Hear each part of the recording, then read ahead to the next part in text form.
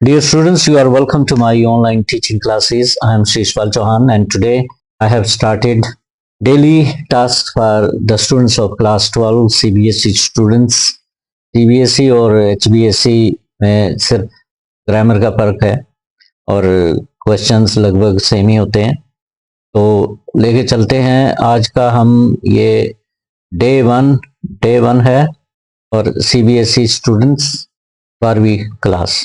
आपको daily task मिलेगा जिसमें आपको ये काम करने हैं। Day 1 CBSE class 12th task for preparation exam 2025। Reading skill, writing skill और लिटरेचर के कुछ क्वेश्चन लेके चल रहा हूँ और आपको डेली कुछ ना कुछ इंपॉर्टेंट क्वेश्चन इस सीरीज में मिलते रहेंगे।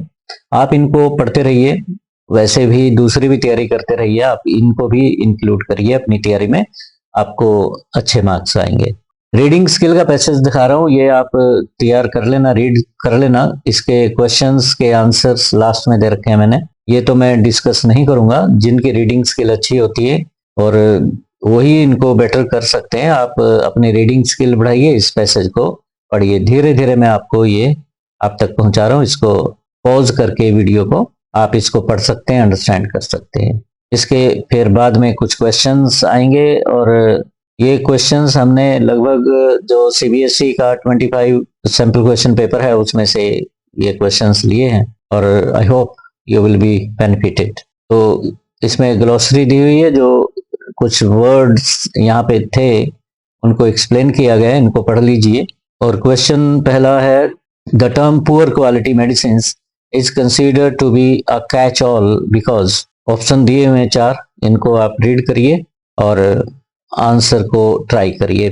सही आंसर आप लास्ट में देख सकते हैं, लास्ट में इसके मैंने आंसर्स दिए हैं। तो इसको तो मैं स्किप कर रहा हूँ, आप इसको पॉज करके अच्छे से अंडरस्टैंड कर लीजिए। मैं आ रहा हूँ सीधा राइटिंग स्किल्स पे। राइटिंग स्किल्स में आपको 2 क्वेश्चन लेके चल रहा हूँ और आंसर इनके साथ होंगे। You are Anusha Raj, the president of the social science club in your school. Your club is organizing a visit to a local handloom centre.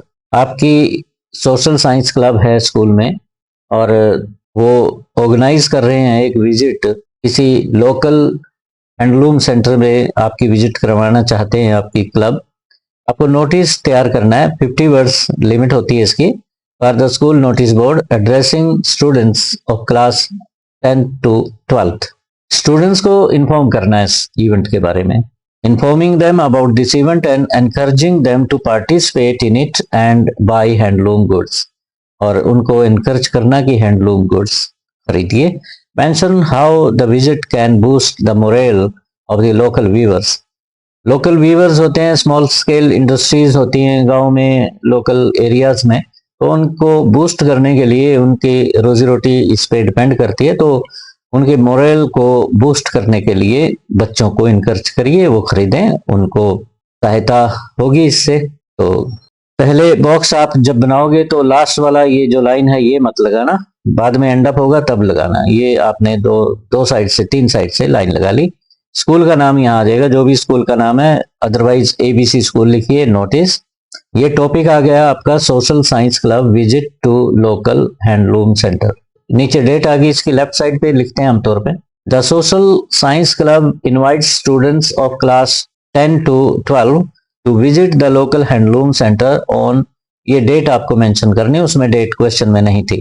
तो आपने बताया कि the social science club of the school intends to visit करना चाहती है और students को invite कर रही है कि वो लोकल सेंटर पे विजिट करने के लिए इसमें शामिल हो विजिट में।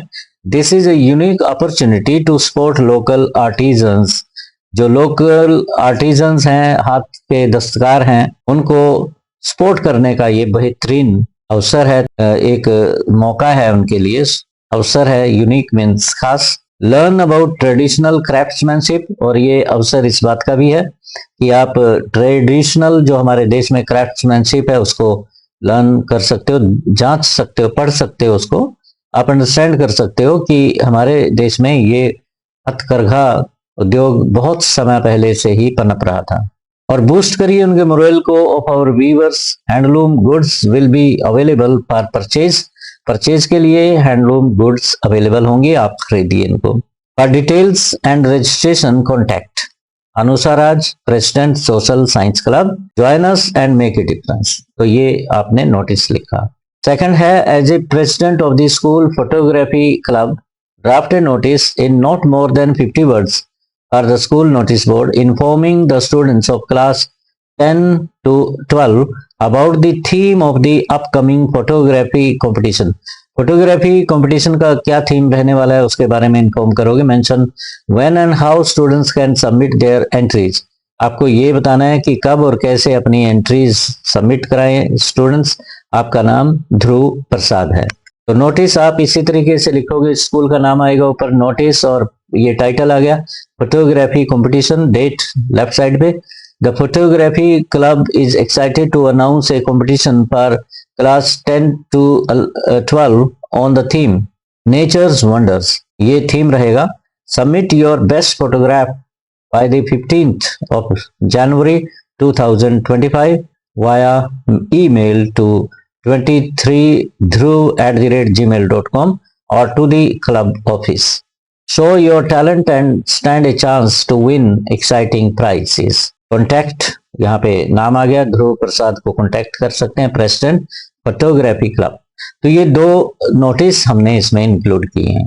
4 मार्क्स का आपको नोटिस आता है और इनफॉर्मल और फॉर्मल जो इन्विटेशंस हैं वो भी 4 मार्क्स के होते हैं। लिटरेचर का एक क्वेश्चन लेके चलते हैं। एक्सट्रैक्ट है ये, एक्सट्रैक्ट काफी इंपॉर्टेंट है, ये बार बार आता है पेपरों में। Those who prepare green wars, wars with gas, wars with fire, victory with no survivors, would put on clean clothes and walk about with their brothers in the shade, doing nothing.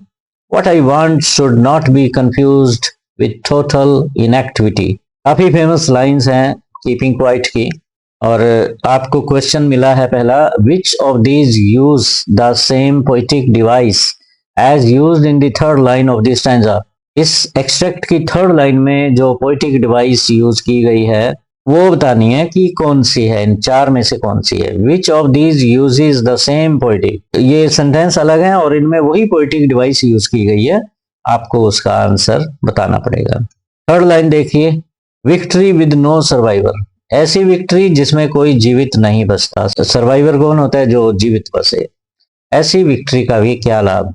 The boy ran at lightning speed, इसका तो नहीं बात बनती, लड़का बहुत ही तीव्र गति से भागा। The little joys of life are necessary, ये भी नहीं बनता। The absence of his presence was felt, ये देखते हैं अभी। The hooter buzzed when the shooter shot, ये भी नहीं बनता। तो ये बनता है एब्सेंस, उसमें जैसे विद नो सर्वाइवर मीन्स खत्म हो गए वो। The absence of his presence was felt, जैसे कोई स्टूडेंट होता है आज स्कूल में नहीं आया तो उसकी जो एब्सेंस थी वो खल रही थी और उसकी मौजूदगी को मिस कर रही थी, वो महसूस की जा रही थी कि आज उसे होना चाहिए था। तो ये थर्ड सी इसका आंसर सही है।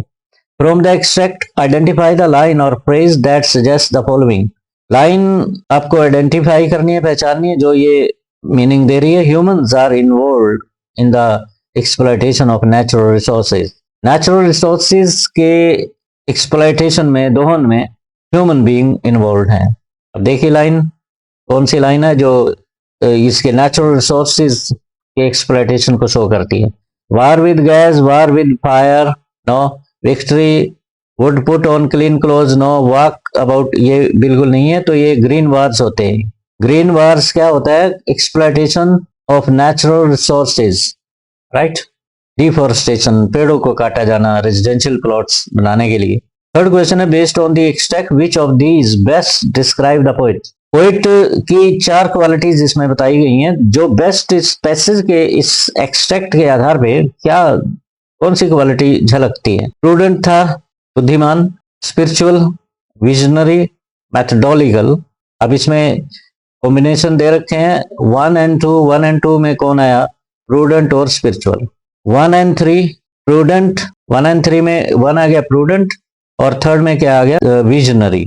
और सेकंड स्पिरिचुअल और फोर्थ मैथडोलॉजिकल, कोई मेथड की बात तो यहाँ नहीं है, ये तो फोर्थ ऑप्शन तो खत्म।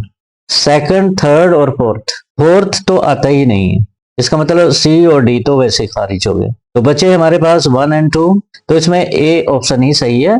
इसमें प्रूडेंट भी था और स्पिरिचुअल भी था। जब स्पिरिचुअलिटी की बात आती है इसमें, तो आप देख सकते हैं कि victory with no survivor, brothers in the shed, यहाँ पे स्पिरिचुअलिटी की बात आती है इसमें। Walk about with their brothers in the shed doing nothing, तो यहाँ स्पिरिचुअलिटी की, जहाँ पे ह्यूमन बींग्स एक दिखाए गए हैं, बैरियर सारे खत्म हो गए हैं।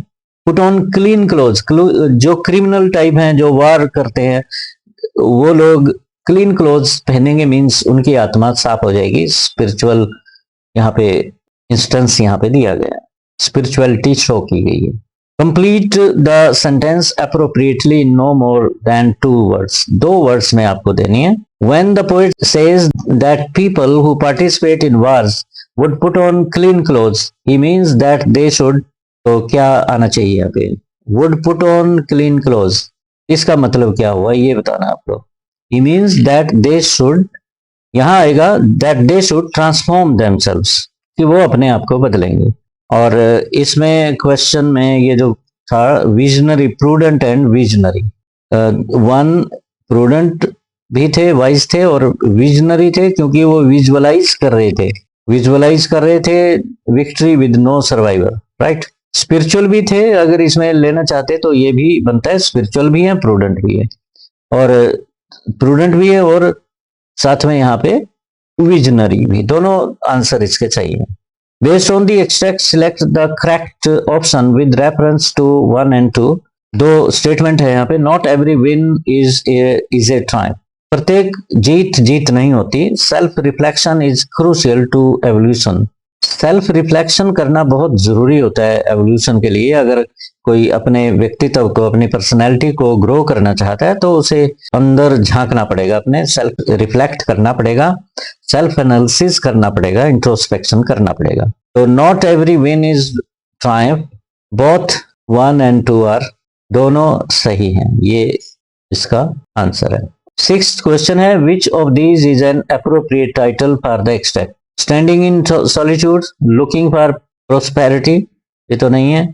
Dzire for renewal, the road to uncertainty, इसमें आंसर कौन सा है? Here are the answer to the question, okay. क्योंकि the desire for renewal, standing in solitude नहीं है, लुकिंग फॉर प्रोस्पेरिटी नहीं है, और रोड टू अनसर्टेनिटी नहीं है। डिजायर फॉर रिन्यूअल, जब इंट्रोस्पेक्शन करता है तो इच्छा होती है अंदर से कोई बदलाव आए, तो इसका ये आंसर सही है। तो dear students, in this manner I have taken up some task for you, आपके लिए कुछ टॉपिक्स लिए थे और आप इनको तैयार करिए, पढ़िए। आंसर्स ये लास्ट में दिए हुए हैं, रीडिंग स्किल का पैसेज था और आप इनको पढ़िए। सभी के आंसर्स आपको पीछे एंड में मिल रहे हैं, पॉज करके आप देख सकते हैं। Let me and up the stream.